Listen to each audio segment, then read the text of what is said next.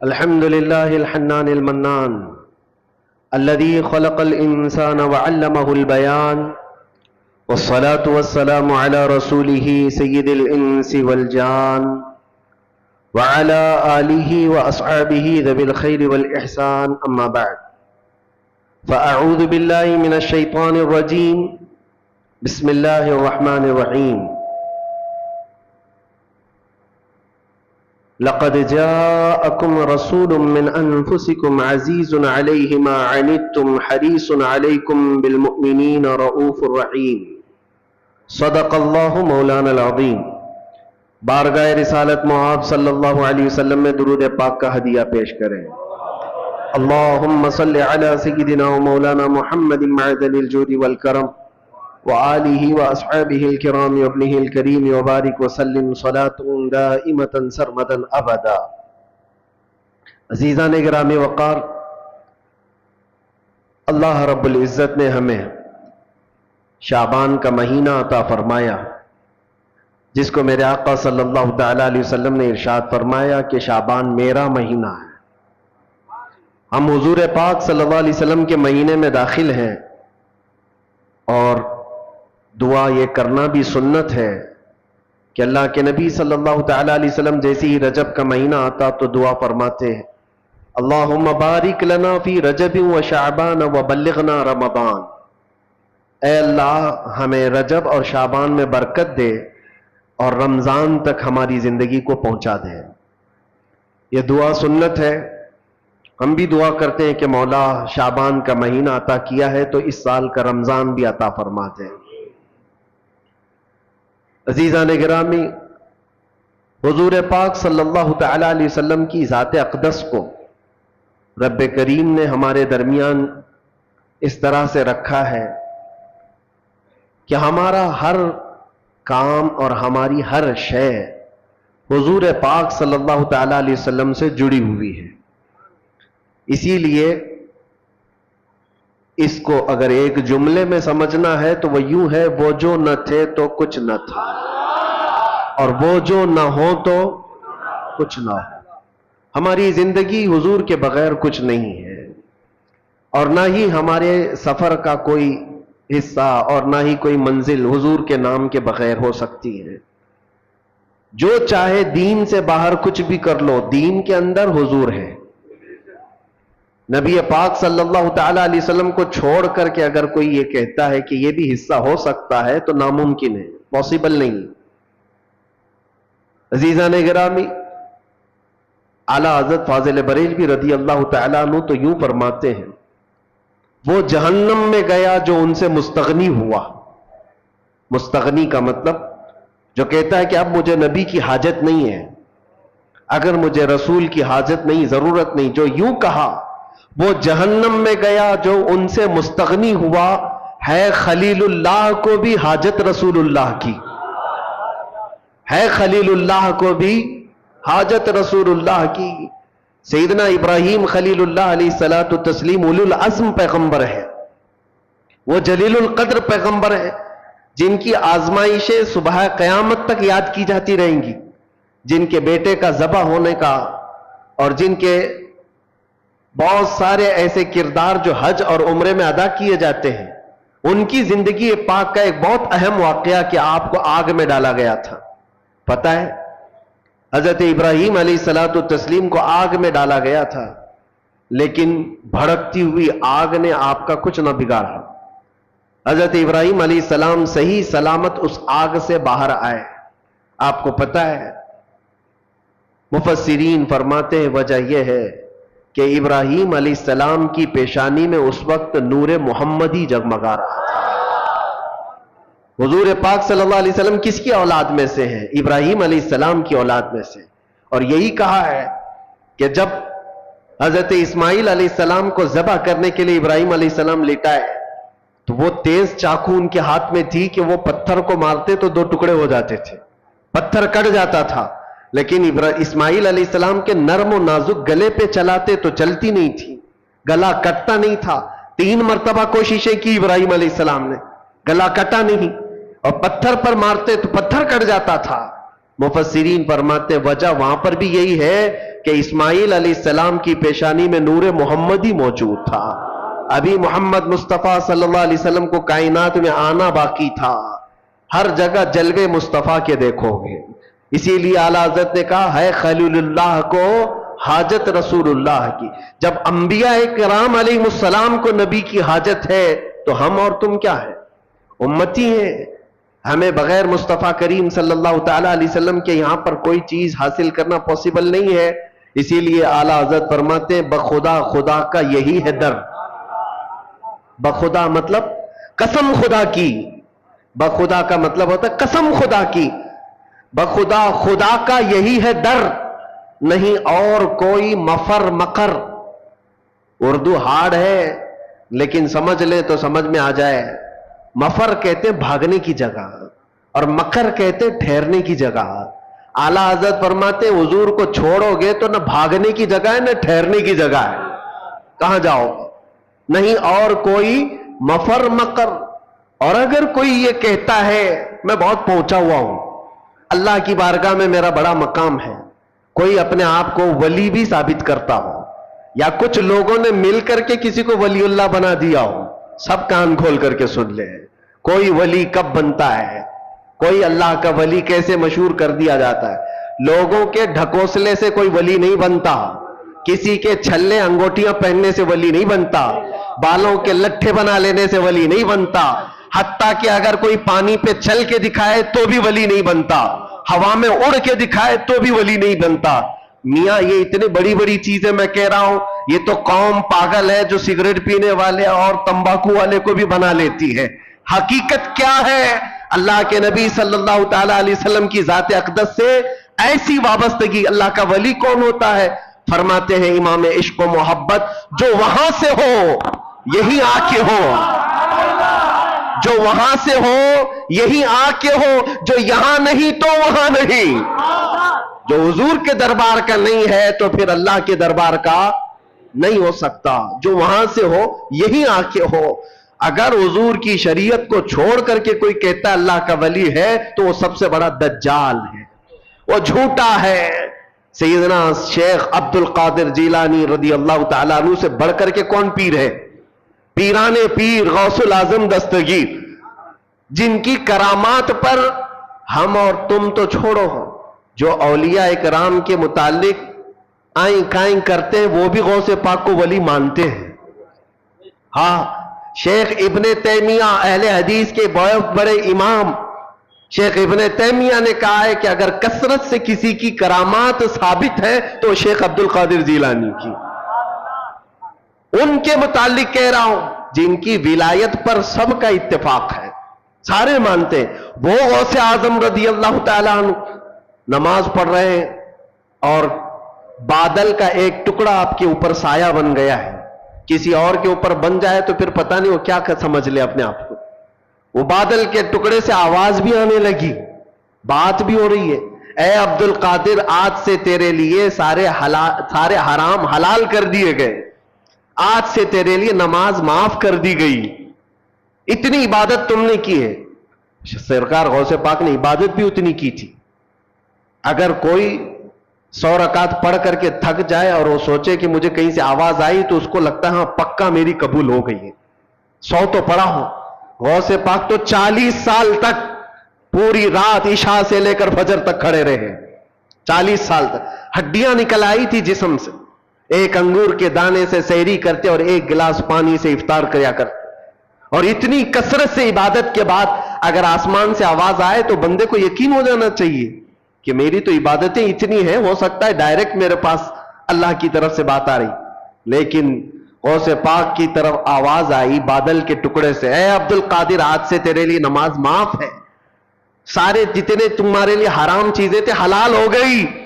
غوث پاک نے جلال میں کہا یہ آواز رحمان کی نہیں، یہ شیطان کی ہے۔ کوئی چیز کسی کے لیے قیامت تک حرام حلال نہیں ہو سکتی جس کو میرے مصطفیٰ نے حرام کیا ہو۔ جو نبی پاک نے حرام کر دیا وہ قیامت تک کے لیے حرام ہے، کسی کے لیے حلال نہیں ہو سکتی۔ اس میں عبد القادر جیلانی کیا اور کوئی اور کیا، غوث پاک فرماتے یہ آواز شیطان کی ہے۔ اور دوسری چیز، آج سے میرے لیے عبادت معاف ہو گئی، غوث پاک فرماتے ہیں جو سید الانبیاء کے لیے نماز معاف نہیں ہوئی تو عبد القادر کے لیے کیسے ہو سکتی؟ یہاں تو بہت سارے ایسے ہی بیٹھے ہوئے ہیں، یہاں بیٹھے ہیں اور تصور میں نماز پڑھ رہے ہیں، اور دیوانے لوگ بھی ان کے پیچھے بھاگے جا رہے ہیں۔ سوچو تو صحیح، نبی پاک صلی اللہ علیہ وسلم کو چھوڑ کر کے اگر تم چاہتے ہو، کچھ لوگوں نے ایسے گمراہ کر رکھا ہے لوگوں کو۔ یاد رکھنا میرے عزیزو، ولایت کی کسوٹی شریعت مصطفیٰ ہے، حضور کو چھوڑ کر کے کوئی ولی نہیں بن سکتا۔ ولایت وہی ہے جو نبی پاک صلی اللہ تعالی علیہ وسلم کے نقش قدم پر چل رہا ہو۔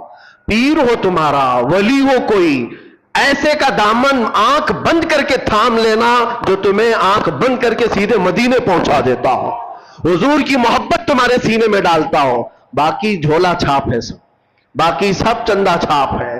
دنیا میں ایسے ڈھکوسلے بہت ہوں گے، شیطان خضر کے لباس میں گھومتا ہو، اس کے پیچھے آنکھ بند کر کے بھاگنا تمہارے لیے بڑا خطرناک ہے۔ غوث پاک رضی اللہ تعالیٰ عنہ نے فرمایا جو عبادت اللہ کے نبی سید الانبیاء کے لیے معاف نہیں ہوئی، میرے لیے کیسے معاف ہو سکتی؟ یہ شیطان کی آواز ہے، یہ شیطان کی آواز ہے۔ بادل کے ٹکڑے سے شیطان آواز دے سکتا ہے، بادل کے ٹکڑے سے شیطان آواز دے سکتا ہے، تو پھر کسی کی چٹھی نکال کے کیوں نہیں دے سکتا؟ آج کے دور میں لوگ یہ سمجھتے ہیں چٹھی نکالتا ہے بابا اور سب ہمارے راز جانتا ہے۔ میاں شیطان بہت کچھ کر سکتا ہے۔ ابھی بڑا دجال جب آئے گا وہ تو بارش بھی برسا کے دکھا سکتا ہے، سبزہ اگا کے بھی دکھا سکتا ہے۔ حدیث پاک میں وہ بڑا دجال تو مردے کو زندہ کر کے بھی دکھائے گا، لیکن تمہارے ایمان کا امتحان ہوگا۔ ہر گھڑی تم یہ دیکھو، یہ سارے عجائب دیکھ کر کے پاگل نہ ہو جانا، اپنے نبی کو یاد کرنا، میرا خدا رب العالمین ہے، اللہ رب العزت ہے۔ اور اب آپ کو میں بتاؤں، غوث پاک رضی اللہ تعالیٰ عنہ پر دوسرا حملہ کیا شیطان نے، کہا عبد القادر اتنا پڑھے لکھے ہو تم، اتنا پڑھے لکھے ہو، اگر اتنا پڑھے لکھے نہیں ہوتے تو آج تو میں تم کو گمراہ کر دیتا۔ آج جو میں نے کہا ہے، اب شیطان اپنی اصلیت پہ آیا۔ آواز جو آ رہی تھی بادل کے ٹکڑے سے کہ تمہارے لیے عبادت معاف ہے، تمہارے لیے حرام حلال ہے، غوث پاک نے جب جواب دیا تو شیطان کہتا ہے بہت پڑھے لکھے ہو تم، اور اتنا پڑھے لکھے ہو کہ آج تمہارے علم نے بچا لیا تمہیں، ورنہ گمراہ ہو جاتے آج۔ غوث پاک نے فرمایا ابلیس تو مجھے دوبارہ گمراہ کر رہا ہے، مجھے میرے علم نے نہیں، میرے خدا کے فضل نے بچایا۔ علم تو تیرے پاس بھی تھا، علم تو تیرے پاس اتنا تھا کہ فرشتوں کو پڑھایا کرتا، لیکن تو بچ نہ سکا۔ اس لیے میرے عزیزو، ہر گھڑی اس کا وار ہے، شیطان کا، ابلیس کا ہمارے اوپر، لیکن کسوٹی ایک ہی اپنی زندگی پر رکھو کہ نبی پاک صلی اللہ تعالیٰ علیہ وسلم کی ذات کے لیے ایسی کسوٹی رکھو کہ ہمارے بزرگوں نے جو ہمیں تعلیم دی ہے، نبی سے ہو جو بیگانہ اسے دل سے جدا کر دے، نبی سے ہو جو بیگانہ اسے دل سے جدا کر دے، پدر مادر برادر جان و مال ان پر فدا کر دے۔ یہ ہماری کسوٹی ہو، یہ ہماری زندگی کا معیار ہو۔ اور بعض لوگ یہ سمجھتے ہیں کہ ہم تو نبی پاک صلی اللہ علیہ وسلم سے بے انتہا محبت کرتے ہیں، اور تھوڑا بھی اگر کوئی دوسری جماعت کا دکھتا ہے جس کے دل میں حضور صلی اللہ تعالیٰ علیہ وسلم سے بغض لگتی ہے تو ہم تو اس سے دور رہتے ہیں۔ صرف اتنا ہی نہیں ہے، نبی سے ہو جو بیگانہ کا مطلب کیا ہے؟ جو شریعت چھوڑ کر کے بھاگ رہا ہے وہ نبی سے بیگانہ ہی تو ہے۔ حضور پاک صلی اللہ تعالیٰ علیہ وسلم سے اپنا دامن چھڑانے کی بات کرتا ہے، وہ نبی سے بیگانہ ہے۔ ایسے کو نہ تم اپنا دوست بناؤ، نہ اپنوں کے صحبت میں اس کو رکھو، اس لیے کہ قیامت کے دن جب پکڑ ہوگی، بروں کی صحبت کی وجہ سے بہت سارے ایسے ہوں گے جو جہنم میں جا رہے ہوں گے۔ صرف کیوں؟ ان کی دوستی خراب تھی، دوستی برے لوگوں سے تھی۔ عزیزان گرامی وقار، میں بات کل ملا کر کے یہی عرض کرنا چاہتا ہوں، وہ جو نہ ہو تو کچھ نہ ہو۔ ہماری زندگی کا سارا دار و مدار مصطفیٰ کریم صلی اللہ علیہ وسلم کی ذات سے ہے، اور نبی پاک صلی اللہ تعالیٰ علیہ وسلم کی محبت دل میں اتنی بساؤ کہ صحابہ کرام رضوان اللہ تعالیٰ علیہ مجمعین نے جیسے ہمیں سکھایا ہے، جیسے ہمیں تعلیم دی ہے۔ آپ کو پتا ہے، دو چیزیں میں آپ کو بتا دوں گا معیار کیا ہونا چاہیے۔ دو چیزیں ہیں، ایک صحابی حضرت انس بن نزیر رضی اللہ تعالیٰ عنہ، حضور پاک صلی اللہ تعالیٰ علیہ وسلم کے رازدار صحابہ میں سے ایک ہیں. راز کی باتیں حضور اکرم صلی اللہ علیہ وسلم ان کے ساتھ شیئر کیا کرتے ہیں. یہ وہی صحابی ہیں جو جنگ احد میں ایسے شہید ہوئے کہ ان کی شہادت کی انگلی کے علاوہ ان کے جسم کا کوئی حصہ ہی نہیں ملا. کوئی حصہ نہیں ملا, صرف شہادت کی ایک انگلی ان کی کٹی ہوئی ملی, جس سے ان کی بہن نے دیکھ کر کے پہچانا کہ یہ میرا بھائی انس ہے. وہ صحابی کی بات کر رہا ہوں. جوانی کا عالم ہے, اور جوانی لوگ تو سمجھتے ہیں انگارے کا نام ہے, اندر خواہشات کا ایک طوفان ہوتا ہے, الگ الگ سب کی جوانیاں ہوتی ہیں. لیکن وہ صحابی رسول جس سے بے پناہ محبت کرتے تھے, عشق کرتے تھے, ان سے شادی بھی کر لیا, نکاح کر لیا. بیوی سے بے حد محبت کرتے تھے, جائز محبت ہے, شادی بھی کر لیا, اور بیوی سے بہت لگاؤ تھا, جس کو کہتے ہیں عشق کے درجے کی محبت ہے. تو بیوی ہے اور بہت زیادہ محبت کرتے, اور وہ بھی محبت کرتی. ایک دن اللہ کے نبی صلی اللہ علیہ وسلم حضرت انس بن نزیر کے گھر تشریف لائے. جب بیٹھے تھے وہ حضرت انس کے ساتھ, مکہ کا ایک قاصد آیا ایک خط لے کر کے. حضور پاک صلی اللہ تعالی علیہ وسلم کے پاس مکہ کے حالات بتاتے ہوئے قاصد نے خط دیا. حضور صلی اللہ علیہ وسلم نے انس بن نزیر سے کہا, پڑھو خط میں کیا ہے, سناؤ. انس بن نزیر نے پڑھ کر کے سنایا. اس میں مکہ والے جنگوں کی جو تیاریاں کر رہے ہیں اس کے سارے معاملات لکھے ہوئے تھے, کہ مکہ والے مدینے کے اوپر اٹیک کرنا چاہتے, حملہ کرنا چاہتے. اور یہ سارے حالات اس خط میں راز کے طور پر تھے. نبی پاک صلی اللہ تعالی علیہ وسلم نے فرمایا, بند کرو انس, یہ تیرے اور میرے بیچ میں راز ہے, کسی کو پتہ نہیں چلنا چاہیے, اس کو سنبھال کے رکھو. حضرت انس نے کہا, جیسا حکم سرکار کا. حضور پاک صلی اللہ تعالی علیہ وسلم گھر سے نکل کر کے باہر تشریف لے گئے. ابھی باہر گئے تھے کہ انس بن نزیر کی بیوی اندر سے آئی, جس سے بے حد محبت کرتے تھے آپ, بہت عشق کرتے تھے. آئی, کہا انس, حضور پاک صلی اللہ تعالی علیہ وسلم تشریف لائے تھے, کچھ راز کی باتیں ہو رہی تھی, مجھے بھی تو بتاؤ کیا بات ہوئی. انس بن نزیر نے کہا, تیری محبت, تیرا عشق اپنی جگہ پر, وہ میرے اور نبی پاک کے درمیان کی بات ہے, وہ نہیں بتایا جا سکتا. کتنا بھی عشق ہو, کتنی بھی محبت ہو, تو بیوی ہے. حضور پاک صلی اللہ تعالی علیہ وسلم اور میرے بیچ جو معاملات ہیں اس کو میں نہیں بتا سکتا. بیوی نے کہا, کیا مجھ پر اعتبار نہیں کرتے؟ کہا, پورا اعتبار ہے, یقین بھی ہے, لیکن حضور پاک کے حکم سے بڑھ کر میرے لیے کائنات میں کوئی چیز ہی نہیں. بیوی نے ہنس کر کے کیا کہا, چلو نہیں بتاتے کوئی بات نہیں, میں نے سن لیا ہے دیوار کے پیچھے سے, سن لیا ہے میں نے کیا بات ہوئی ہے. کہا کیا بات ہوئی؟ کہا وہی تو مکہ والے جنگوں کی تیاریاں کر رہے ہیں, وہ خط میں یہ چیز آئی ہے.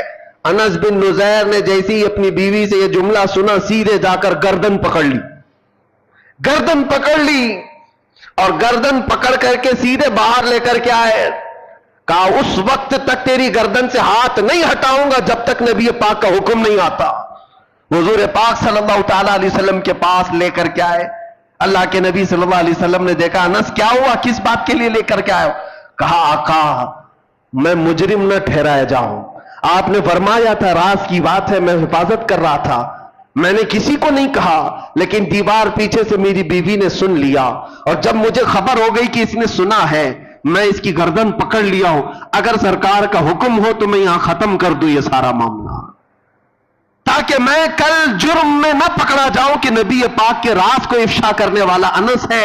اپنی بیوی کی محبت کے چکر میں اپنے نبی پاک کی محبت کو داؤ پہ لگا دیا, یہ بات نہ ہے, اس لیے گردن پکڑ کر کے لایا ہوں. حضور نے فرمایا, ہاتھ ہٹاؤ, جتنا تم مجھ سے محبت کرتے ہو وہ بھی مجھ سے محبت کرتی ہے, جیسے تم رازدار ہو ویسے وہ بھی رازدار ہے, وہ صحابیہ ہے. ہاتھ ہٹا دیا اور اپنی بیوی سے مسکرا کر کے کہا, جب بات آ جائے رسول اللہ کی تو پھر گردن کسی کی نہیں ہوتی, پھر کسی کی اہمیت نہیں ہوتی. یہ معیار یاد رکھو ہمیشہ, دنیا کا عشق, دنیا کی محبت ایک جگہ پر, جہاں حضور کی بات آ جائے تو پھر کسی گردن کی اہمیت نہیں ہے, کسی کی کوئی اہمیت نہیں ہے. زندہ باد, زندہ باد. یہی معیار صحابہ نے ہمیں دیا تھا، یہی معیار. اور آج جو چیزیں ہمیں روک لیتی ہیں میرے عزیزو، یہ ہمارا کمفرٹ جینے کا شوق، ہمارا آرام سے رہنے کا شوق ہمیں بہت ساری قربانیوں سے پیچھے لے جاتا ہے. کیوں نہیں بات کرتے آج کوئی حضور پاک صلی اللہ تعالی علیہ وسلم پر اگر کتے بھونکتے ہو، کوئی خاموش بیٹھتا ہے یا کوئی خاموشی سے سنتا ہے تو صرف اس کے پاس ایک مجبوری ہے، بولوں گا تو میرے بیوی بچوں کا کیا ہوگا، میرے گھر بار کا کیا ہوگا، میرے جائیداد کا کیا ہوگا. میں پوچھتا ہوں کیا وہ صحابہ کے بیوی بچے نہیں تھے، ان کی جائیدادیں نہیں تھی، ان کے گھر بار نہیں تھے؟ عزیزان گرامی وقار، ان کے تو ایسے تھے جن سے وہ کمال درجے عشق کرتے، محبت کرتے، لیکن جب حضور کی بات آتی تو کہتے کل جہاں ایک طرف، میرے مصطفیٰ کی محبت الگ ہے، اس کا مقام الگ ہے. حضور اکرم صلی اللہ تعالی علیہ وسلم سے یہی درجہ عشق ہمیں صحابہ نے دیا. اگر وہ چیز معاشرے میں آ جائے میرے عزیزوں، پھر تمہیں کوئی بٹھا نہیں سکے گا، کوئی تمہیں جھکا نہیں سکے گا. آج مجھے اس بات کا احساس ہے کہ میں جو باتیں کرتا ہوں اس سے لوگوں کو تکلیف کیوں ہے. بہت سارے خطیب ہیں، بہت سارے مقرر ہیں. مجھے ایک صاحب نے کہا تھا کہ آپ صرف مقرر نہیں ہیں، آپ صرف خطیب نہیں ہیں، ہمیں یہ دیکھنا پڑتا ہے کہ لوگوں کے اندر انفلوئنس کتنا رکھتا ہے، لوگوں کے اندر اپنا اثر کتنا رکھتا ہے. اور ہم نے بتایا اثر کیا یہ زبان کی وجہ سے ہوتا ہے؟ زبان تو ہزاروں کے پاس ہے. نہیں، اثر یہ صرف اور صرف محبت مصطفیٰ کی وجہ سے ہوتا ہے. اور جہاں بندہ یہ احساس کر لے جاتا ہے میری ذمہ داری ہے، میں نبی کا ہوں اور میری ذمہ داری ہے، میرے عزیزوں، پھر کسی خطیب اور مقرر کی بھی اسے ضرورت نہیں پیش آتی. وہ صحابہ کرام رضوان اللہ تعالی علیہم اجمعین کو قربانیاں دینے کے لیے کسی نے اکسایا تھا، کسی نے ابھارا تھا. کیسے وہ صحابیہ کی بات جب میں یاد کرتا ہوں تو رونگٹے کھڑے ہو جاتے ہیں. جنگ کے میدان کے بعد آتی ہے حضور کی بارگاہ میں اور کہتی ہے سنا ہے میرا جوان بیٹا شہید ہو گیا، اگر آپ حکم دیں تو میں اپنے بیٹے کی لاش دیکھوں. یا خبر آ جائے کسی کے مرنے کی تو کیا حالت ہوگی. لیکن ایک ماں ہے حضور سے اجازت لے کر آتی ہے، اگر حکم دیں تو میں اپنے جوان بیٹے کو دیکھوں. حضور نے فرمایا دیکھ سکتی ہو، جاؤ. میدان میں لاشیں ہیں، اس میں ایک جوان بیٹا خون میں لت پت اس بوڑھی خاتون کا نیچے ہے. لاش کو اٹھایا، کپڑے ہٹایا، جبہ ہٹا کر کے پیٹھ کو دیکھا، پھر بوسہ لیا اور سجدہ کیا. جو صحابہ کھڑے تھے پوچھتے ہیں اماں جانی کیا کر رہی ہو؟ کہتی ہے خاتون مدینے کی، جب یہ جوان میرے گھر سے نکل رہا تھا میرا بیٹا، میں نے اسے وصیت کی تھی. سنا ہے کہ حضور پاک صلی اللہ تعالی علیہ وسلم پر وقت سخت آ گیا ہے، مشرکین سختی سے حملہ کر دیے ہیں. بیٹا یاد رکھنا اگر حضور کو چھوڑ کر میدان سے بھاگتے ہوئے مارا گیا تو میں اپنا دودھ معاف نہیں کروں گی. میدان چھوڑ کر بھاگتے ہوئے مارا گیا تو میں اپنا دودھ نہیں معاف کروں گی. اور میں نے سنا آج میدان میں سے بہت سارے لوگوں پر ایسے حالات آ گئے تھے کہ ان کو بھاگنا پر مجبوری آ گئی، وہ ادھر ادھر بکھر گئے تھے. مجھے ڈر یہ تھا کہ میرا بیٹا بھی تو بھاگتے ہوئے نہیں مارا گیا. میں میدان میں آ کر یہی تو دیکھ رہی تھی پیٹھ پر تیر کے نشان تو نہیں ہے کہ بھاگتے ہوئے اس کو پیچھے سے کسی نے مارا. پھر میں سجدہ شکر اللہ کی بارگاہ میں اس لیے ادا کر رہی ہوں میرے بیٹے کی پیٹھ پر ایک بھی نشان نہیں ہے، جتنے سب سینے پر کھا کر کے مرا. وہ مائیں کیسی تھی، قربانیاں، اور ان کے بعد سامنے بچوں کی لاشیں ہیں اور وہ یہ کہتی اللہ کا شکر ہے کہ میرا بیٹا جمع مردی کے ساتھ گیا ہے. وہی مدینے کی خاتون ہے، وہ آتی ہے بارگاہ مصطفیٰ میں اور عرض کرتی ہے یا رسول اللہ کل مصیبت بعدک جلن، آپ ہیں تو پھر ہر مصیبت حل کی ہے. اے اللہ کے نبی آپ ہیں تو پھر ہر مصیبت حل کی ہے. اسی لیے اے نوجوانوں یاد رکھو ایک بات، دنیا ساری ٹھوکر مار دے لیکن آمینہ کا لال کبھی تمہیں تنہا نہیں ہونے دے گا.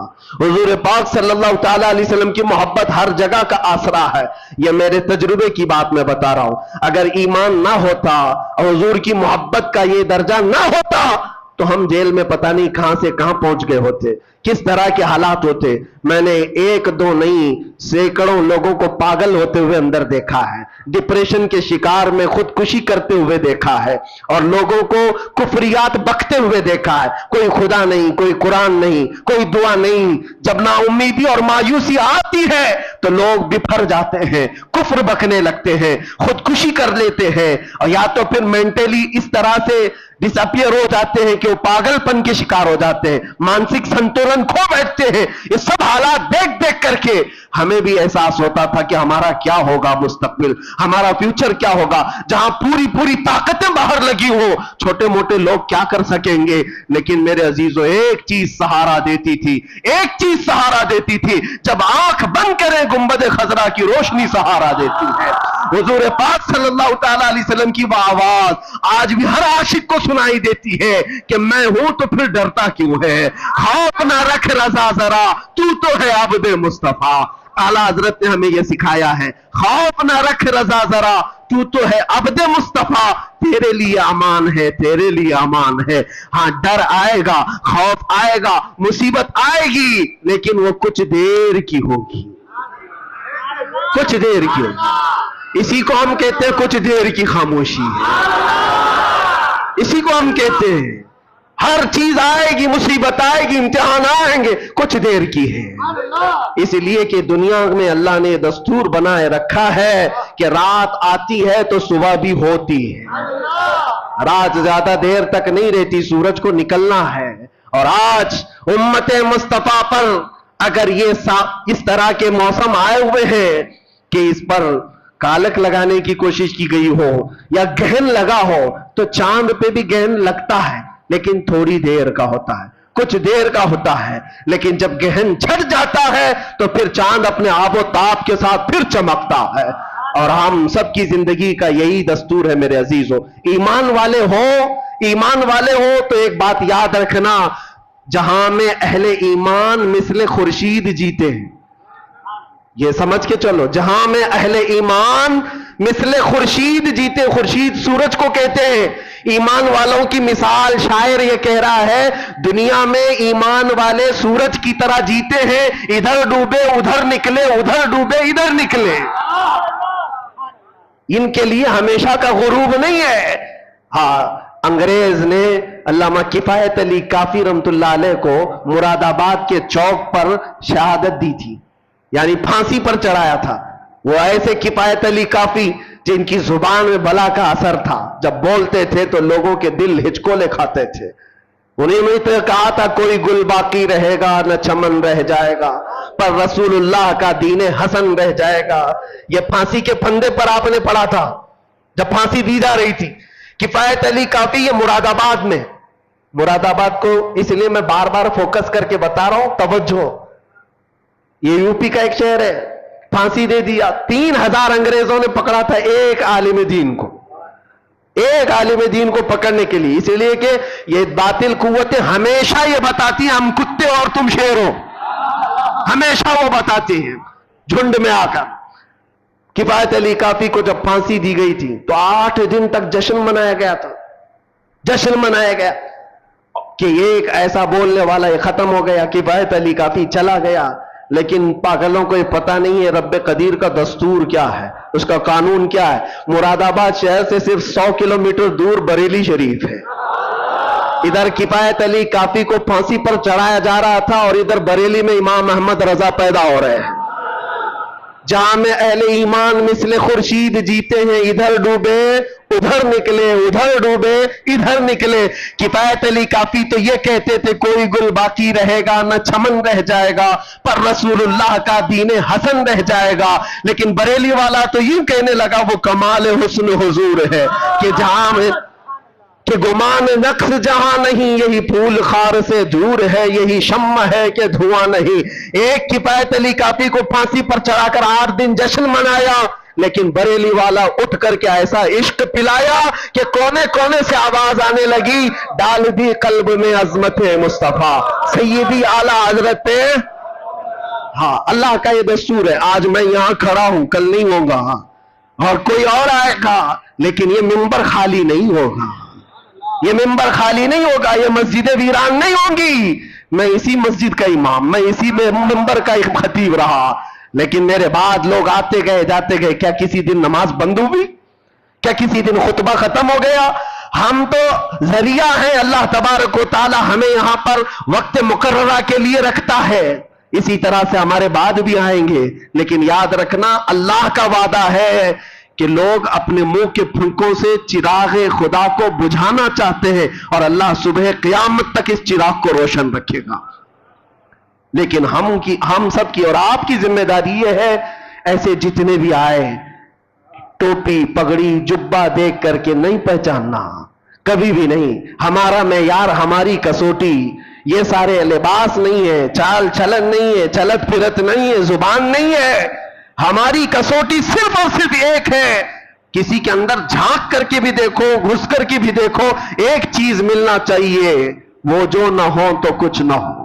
وہ یہی کہنے والا حضور کے بغیر کچھ نہ ہو. اس کے اندر اتنی محبت اور اتنا عشق ہو تو پھر وہ کسی کسان کا بھی بیٹا ہو، ہمارے سر کا تاج ہے، وہ ہمارا امام ہے. عزیزان گرام وقار، اسی کو میں خلاصہ کلام کے ساتھ آج یہ عرض کرنا چاہوں گا کہ اپنے حالات کو بھی بدلو.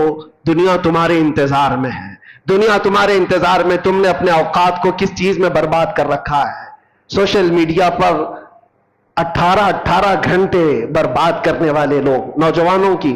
آپ کے پاس موبائل ہے، اس میں دیکھ لو کبھی کبھار کہ کتنے گھنٹے آپ نے یوٹیوب یوز کیا ہے، کتنے گھنٹے انسٹا یوز کیا ہے، واٹس ایپ کتنے گھنٹے یوز کیا ہے. موبائل میں یہ ریکارڈ موجود ہوتا ہے. روزانہ کا ایک کیلکولیشن لے کر کے بیٹھو، اور اس کے بعد پھر اللہ کریم کی بارگاہ میں یہ سوچو کہ کل رب ذوالجلال کی بارگاہ میں حضور پاک صلی اللہ تعالی علیہ وسلم کے سامنے مجھ سے یہ سوال کیا جائے کہ تو اتنے گھنٹے اس موبائل کو اٹھاتا تھا، 1 منٹ 2 منٹ 3 منٹ بھی قرآن اٹھایا تھا دن بھر میں؟ کیوں نہیں اٹھایا؟ قرآن پاک کو فقط پکڑ کے تو دیکھا، مہینے گزر گئے، اٹھایا ہی نہیں ہے، چھوا بھی نہیں ہے. کیوں نہیں میرے عزیزو؟ جب ہم یہ ناانصافی اپنے ساتھ کر رہے ہیں، خود اپنے ساتھ، تو پھر کسی اور کی ظلم کی کیا شکایت کرنی ہے؟ کسی اور کے کیا واویلے مچانے ہیں؟